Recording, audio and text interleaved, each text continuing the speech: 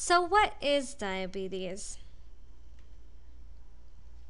There's two different types of diabetes. There's type 1 diabetes and type 2 diabetes. Type 1 diabetes is also known as juvenile diabetes, and usually people are diagnosed in their youth with this one, somewhere around pre-teen to teenager. You realize that this, or even younger, that this is an issue.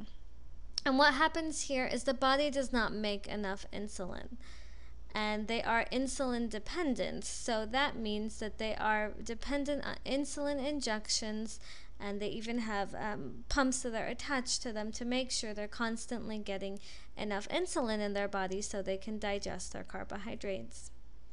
They are more susceptible to hypoglycemia.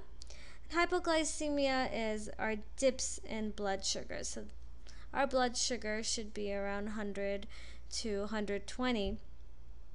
But these go way below 70. And these dips are too low, give you a feeling of a very low energy, makes you feel dizzy, faint, and they're definitely not fun. For the purpose of this course, we're actually going to focus more on type 2 diabetes, but some of the information is definitely beneficial for those with type 1 as well. So what is type 2 diabetes? Type 2 diabetes is when the pancreas is either overworked or is not producing enough insulin to be able to process our carbohydrates properly. Our pancreas is an incredibly hard-working organ. It turns everything we eat into energy. Energy being either sugar or glucose. I'll be using those terms interchangeably. So the insulin that the pancreas produces is what allows us to have energy in our cells.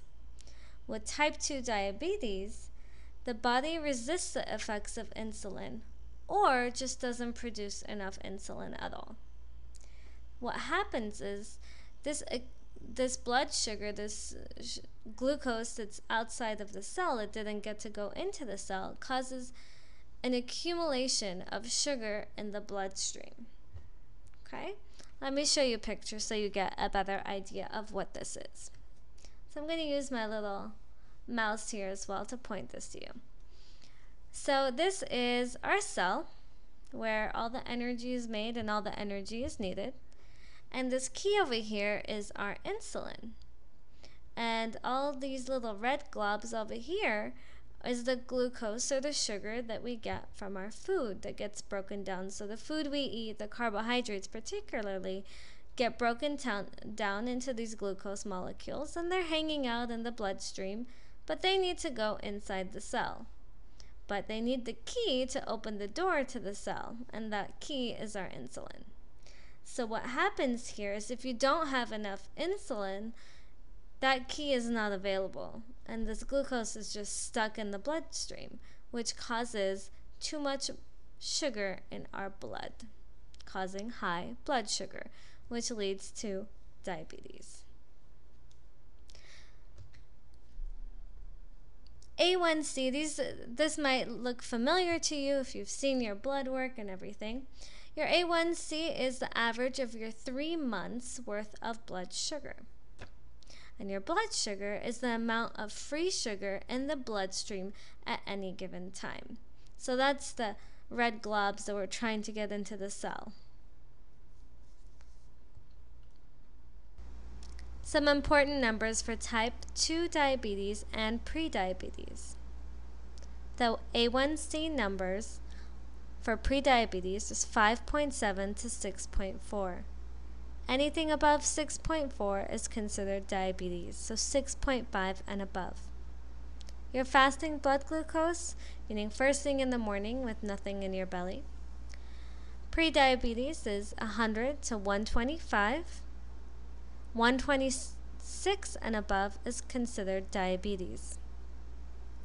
Your oral glucose tolerance test. This is when you go to the doctor and they give you a very sweet concentrated liquid to drink, and 2 hours later they check your blood.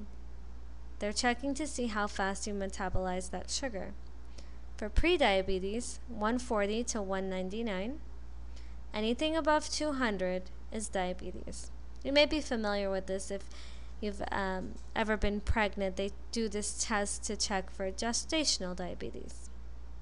So these are some of the important numbers for you to know for prediabetes and diabetes. Now that we know what diabetes is, let's go ahead and talk about what puts you at risk for diabetes.